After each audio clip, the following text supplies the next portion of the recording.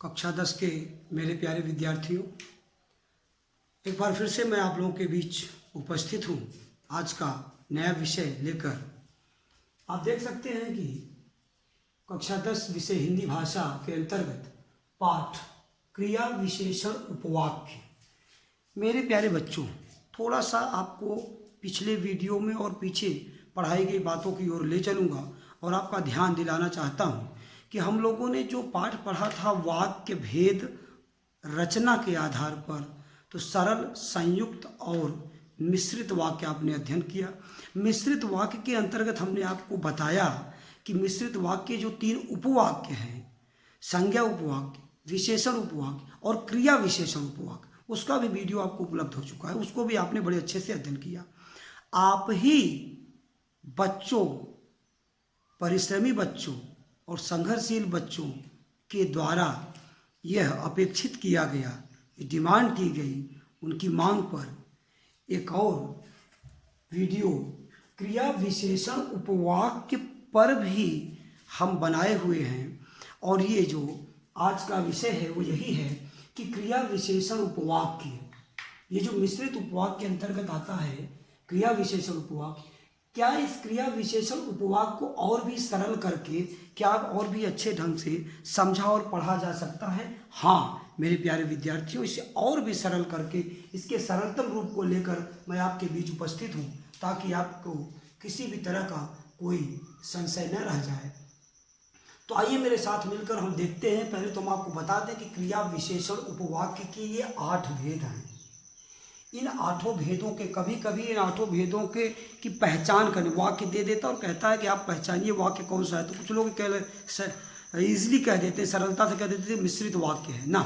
मिश्रित वाक्य का कौन सा उपभेद है? तो संज्ञा उपवाक्य, विशेषण उपवाक्य, या फिर आप आया कि क्रिया विशेषण उपवाक्य है। अब प्रश्न उठता है कि क्रिया विशेषण उपवाक्य के अंतर्गत कौन सा उपवाक्य है? तो क्रिया विशेषण के 8 भेद, 8 उपभेद, इन 8 भेदों में से वो वाक्य, मिश्रित वाक्य का कौन सा उपभेद है? मेरे प्यारे विद्यार्थियों, वाक्य की इस गहनतम पहचान का मतलब है कि आपको वाक्य के संबंध में कोई संशय नहीं रह गया है। आपने वाक्य को बहुत ही अच्छे से समझ लिया है। तो आइए अच्छा बनने के क्रम में, पाठ को समझने के क्रम में एक कदम और आगे बढ़ाते हैं और देखते हैं कि जो आश्रित उपवाक्य प्रधान उपवाक्य की क्रिया की विशेषता बताए उसे क्रिया विशेषण उपवाक्य कहते हैं।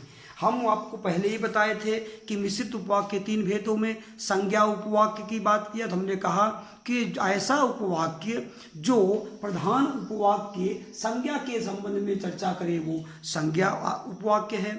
जो विशेषण की बात करे कि वह बहुत अच्छा है, वह बहुत लिखता है, बहुत अच्छा पढ़ता है, बहुत अच्छा गाता है, बहुत अच्छा चलता है, बहुत अच्छा बोलता है, तो ये है उसके विशेषण उपवाक्य। लेकिन अगर आपके क्रियाओं की विशेषता कोई बताए तो वो हो जाता है क्रिया विशेषण उपवाक्य। हम देखते हैं एक बार फिर से इसकी पहचान। क्रिया विशेषण उपवाक्य को देखते ही, जैसे ही आपकी आंखों के सामने क्रिया विशेषण उपवाक्य आया, क्लिक कर गया आपका दिमाग कि ये क्रिया विशेषण उपवाक्य है या ये मिश्रित वाक्य है, ये संयुक्त वाक्य है, ये सरल वाक्य है, क्या है? तो आप जैसे ही इन शब्दों को पाएंगे आपका दिमाग क्लिक कर जाएगा, आपके दिमाग में, जहन में तुरंत आ जाएगा कि ये क्रिया विशेषण उपवाक्य है। कब? जब आप देखेंगे कि वाक्य की शुरुआत, जैसे हमने कहा क्रिया विशेषण उपवाक्यों का प्रारंभ, जहां भी ये उपवाक्य होंगे इनको लिखने की जो शुरुआत होगी वो जब, यदि, यद्यपि, क्योंकि, जितना, जैसा, जहां, जिधर, अगर आदि शब्दों से होता है। मेरे प्यारे विद्यार्थियों, कक्षा 10 के मेरे प्यारे विद्यार्थियों, क्रिया विशेषण उपवाक्य की बात कर रहे हैं, पहचान बताया जा रहा है कि सबसे पहले तो आप ये पहचानिए कि ये जो वाक्य है, ये जो उपवाक्य है, ये संज्ञा उपवाक्य नहीं, विशेषण उपवाक्य नहीं, बल्कि क्रिया विशेषण उपवाक्य है। आप जब इतना पहचान लेंगे तब हम आपको लेके चलते हैं इसके अंदर कि क्रिया विशेषण उपवाक्य अगर आपने पहचान लिया, क्यों? क्योंकि वाक्य की शुरुआत जब, यदि, यद्यपि, क्योंकि, जितना, जैसा, जहां, जिधर, अगर आदि शब्दों से अगर होता है, वाक्य की शुरुआत होती है, तो वो जो वाक्य होगा, उपवाक्य होगा, वो होगा क्रिया विशेषण उपवाक्य।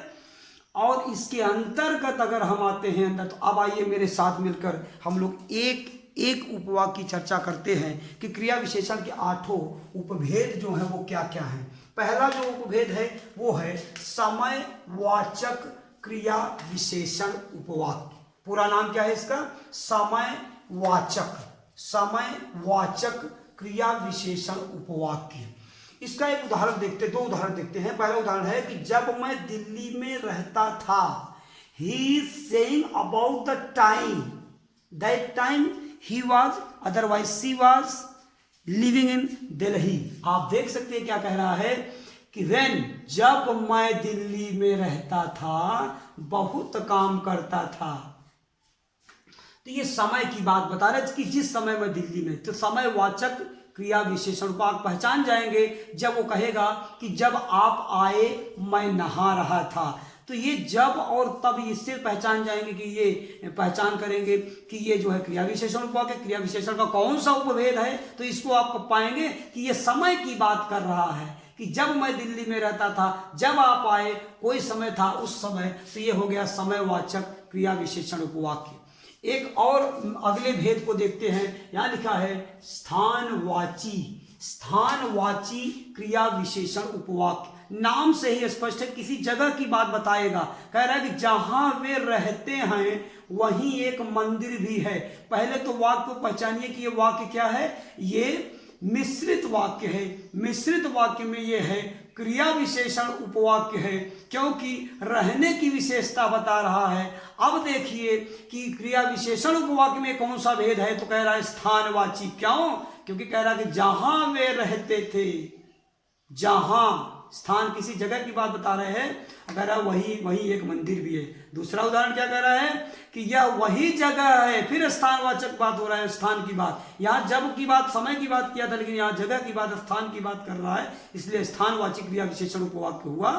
कह रहा है कि जहां, यह वही जगह है जहां आपने झंडा गाड़ा था। तो ये स्थान की बात। अगले उपवाक्य की बात करते हैं, क्रिया विशेषण के उपवाक्यों में तीसरे उपवाक्य की बात करते हैं बेटा। तो देखते हैं, यहाँ लिखा हुआ है रीतिवाचक क्रिया विशेषण। जैसा वह चाहता है वैसा ही होता है। जैसा वह चाहता है, जैसा वह रीतिवाची क्रिया विशेषण। आप ध्यान से देखेंगे, कह रहे कि जैसा वह चाहता है वैसा ही होता है। तो जैसा वैसा से ये क्या हो गया, कौन सा उपवाक्य हो गया? क्रिया विशेषण उपवाक्य। जैसा वह चाहता है वैसा ही होता है।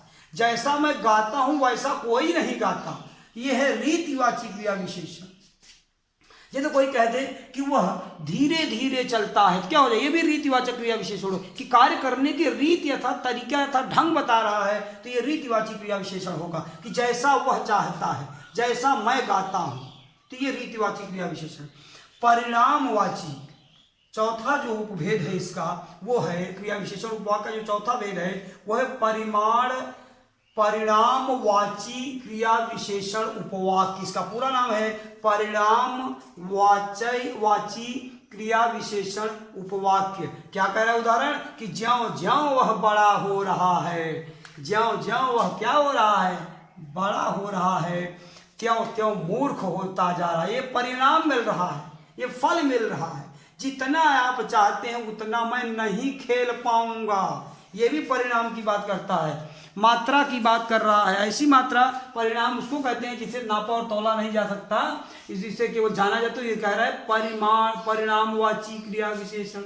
तो ये क्या है, जितना आप चाहते हैं उतना मैं नहीं खेल पाऊंगा। नेक्स्ट है कारणवाची। एक कारण का, एक कार्य का दूसरा कारण है, कार्य का कोई कारण होगा। जैसे मैं नहीं पहुंच सकूंगा, क्यों? क्योंकि मैं व्यस्त हूं, क्योंकि मैं व्यस्त हूं, इसलिए मैं नहीं पहुंची। ये कारण है। न पहुंचने का कारण क्या है कि वो क्या है, व्यस्त है। फिर क्या कह रहा है, कारणवाचक क्रिया विशेषण उपवाक्य क्या कह रहा है कि मैं इसलिए ना आ सका कि मेरी गाड़ी लेट थी। ना आने का कारण है गाड़ी क्या लेट होना, यहाँ क्या है, न पहुंच पाने का कारण है व्यस्त होना, तो कारणवाचक क्रिया विशेषण उपवाक्य। छठा है शर्तवाचक क्रिया विशेषण उपवाक्य। यदि तुम चाहो तो वापस लौट जाओ, ये शर्त रख रहा है, यदि तुम चाहो। अगला क्या कह रहा है, अगर मेरी बात मानोगे तो सुखी। तुम्हारे सुखी होने की शर्त है, तुम तब सुखी होगे जब मेरी बात मानोगे। तुम कब सुखी होगे, जब मेरी बात मानोगे। तो ये है शर्तवाची, तो शर्तवाचक क्रिया विशेषण उपवाक्य। नेक्स्ट है विरोधवाचक क्रिया विशेषण उपवाक्य। क्या कह रहा है विरोधवाचक, कह रहा है कि चाहे तुम कुछ भी कर लो। विरोधवाचक क्या कह रहा है कि चाहे तुम कुछ भी कर लो तो भी वह नहीं मानेगा। चाहे तुम कुछ भी कर लो तो भी वह नहीं मानेगा। यह है क्या, विरोधवाची है। आप मना करेंगे तब भी मैं नहीं पढ़ूंगा।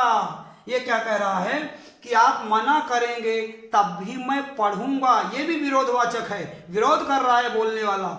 नेक्स्ट है, आप देख सकते हैं प्रयोजनवाची। ये क्रिया विशेषण उपवाक्य का अंतिम उपभेद क्या है, प्रयोजनवाची। प्रयोजनवाची कह रहा है कि दरवाजा बंद कर दो ताकि बिल्ली ना आ जाए।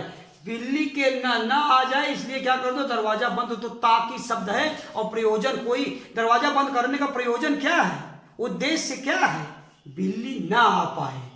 इसलिए कह रहा है कि जैसी पढ़ाई मैं चाहता था वैसी नहीं हो रही है। यह भी प्रयोजनवादी है। प्रयोजनवाची को फिर से देखेंगे, कह रहे हैं प्रयोजनवाची क्रिया विशेषण उपवाक्य क्या कह रहा है कि दरवाजा क्यों बंद करो, ताकि बिल्ली ना आ जाए। मेरे प्यारे बच्चों, मैं आशा करता हूं कि आपको क्रिया विशेषण उपवाक्य, पहले तो आपको रचना के आधार पर वाक्य के तीनों भेद स्पष्ट होने चाहिए। वीडियो आप उनको फिर से देखिए। फिर आपको सरल वाक्य, संयुक्त वाक्य, मिश्रित वाक्य समझ में आना चाहिए। उसके बाद आप जब मिश्रित वाक्य उपभेदों की बात करेंगे तो आपको संज्ञा उपवाक्य, विशेषण उपवाक्य और क्रिया विशेषण उपवाक्य भी आपको समझ में आना चाहिए। वो भी वीडियो आपको मिला हुआ है। ये आपको इस वाक्य रचना के आधार पर वाक्य भेद का ये अंतिम वीडियो है मेरे प्यारे बच्चों। फिर से सारे वीडियो को कलेक्ट करके आप बार बार उसको देखिएगा और आपको समझ में आया होगा कि क्रिया विशेषण उपवाक्य के ये 8 उपभेद बड़ी ही सरलता से मैंने बहुत ही सरल उदाहरण यहाँ पर रखे और आपको समझाने का प्रयास किया। एक बार, 2 बार, 3 बार पॉज करिएगा, पढ़ाइएगा, पीछे से फिर से देखिएगा मेरे प्यारे बच्चों। इसको बार बार पढ़िएगा। अभ्यास कार्य हमने आपके लिए 3 यहाँ रखा हुआ है। पहला अभ्यास कार्य है क्रिया विशेषण उपवाक्य के प्रारंभिक शब्दों को लिखकर याद करें। तो क्रिया विशेषण उपवाक्य के प्रारंभिक शब्द हमने यहाँ आपको बताए हैं, इन सबको लिखकर आप क्या करेंगे, याद करें। पहले तो ये पूरा की पूरी सामग्री आपके नोट कॉपी में लिखी होनी चाहिए। उसके बाद आपका गृह कार्य में क्या है कि आप इसको फिर से लिखेंगे और लिखकर याद करेंगे। ये आपका अभ्यास कार्य है। दूसरा अभ्यास कार्य क्या है, क्रिया विशेषण उपवाक्य के 8 भेदों के 2-2 उदाहरण लिखिए। प्यारे बच्चों, इन 2-2 उदाहरण को तो लिखेंगे, इसके अलावा के 2-2 उदाहरण आपके होने चाहिए। ऐसा आप कोशिश करेंगे, लिखने का प्रयास करेंगे। तीसरा अभ्यास कार्य आपका क्या है, करें वाक्य भेद बताइए। वह धीरे धीरे गाती है, ये कौन सा हो, इसी में से आप पहचानेंगे। क्रिया विशेषण उपवाक्य इन 8 भेदों में से ही कोई भेद है कि वह धीरे धीरे गाती है। यदि मैं, दूसरा है यदि मैं चाहूं तो तुम्हें हंसा सकता हूं। यदि मैं चाहूं तो तुम्हें हंसा सकता हूं। ये भी आपको ढूंढना है कि इन्हीं 8 उपभेदों में से कौन सा उपभेद है। यहां जैसे है कि यदि तुम चाहो तो वापस जा सकते हो, यदि मैं चाहूं तो तुम्हें हंसा सकता हूं। तो आप प्रयास करेंगे, कोशिश करेंगे कि इसको खोजेंगे। मेरे प्यारे विद्यार्थियों, थोड़ी सी चर्चा हम आपको इसको, जो इसके पहले का हमने आपको इसके पहले का जो वीडियो हमने आपको दिया है, उसमें हमने जो होमवर्क आपको दिया था अभ्यास कार्य, उसका तीसरा 2 तो आप कर चुके होंगे, अपने से कर लेंगे आशा करता हूँ अध्ययन सामग्री से। तीसरा जो हमने दिया था बहुत सारे बच्चों ने किया होगा, लेकिन फिर भी उसको हम आपको उसका समाधान बताते हैं। पहला वाक्य था, अभ्यास कार्य था कि निम्नलिखित वाक्यों को निर्देशानुसार परिवर्तित कीजिए। वाच्य की बात कर रहे हैं, इसके पहले वाले वीडियो की बात कर रहे हैं। सुरेंद्र ने सुंदर गीत लिखे हैं, ये आपका था, उसको कर्मवाच्य में बदलना था। तो सुरेंद्र द्वारा सुंदर गीत लिखे गए हैं, ये हो गया। फिर क्या है कि उससे फल खाए जाते हैं, कर्तृवाच्य में बदलना है। वह फल खाता है। तीसरा है कि मुझसे पढ़ा नहीं जाता, कर्तृवाची में बदलिए, मैं नहीं पढ़ता या मैं नहीं पढ़ सकता, ये है कर्तृवाची। चौथा है हम इतना नहीं दौड़ सकते, भाववाची में बदलना है, मुझसे इतना नहीं दौड़ा जाता, ये है भाववाची। नानी कहानी सुनाती थी, कर्मवाची में बदलना है, नानी के द्वारा कहानी सुनाई जाती थी। ये वाच्य तथा वाच्य परिवर्तन भाग 2 वीडियो के तीसरे अभ्यास कार्य को हमने आपको बताया। मेरे प्यारे विद्यार्थियों, आज के लिए इतना ही। आशा करता हूँ कि हम लोगों के द्वारा किए गए इस परिश्रम का पूरा लाभ आप उठा रहे होंगे, घर में होंगे, सुरक्षित होंगे और खूब परिश्रम कर रहे होंगे। इन्हीं शुभकामनाओं के साथ आज के लिए इतना ही। मिलते हैं फिर से अगले वीडियो में।